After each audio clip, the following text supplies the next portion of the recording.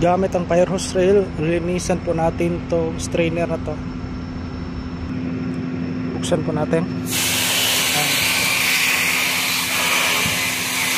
para matanggal yung mga dumi.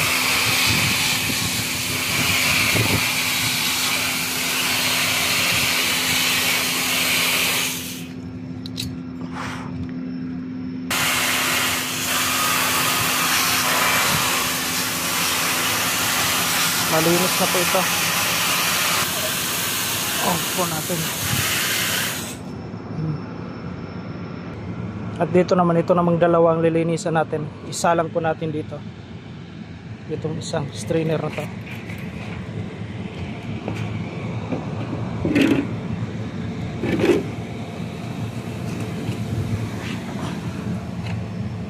Yan, bumubula na parang sabon.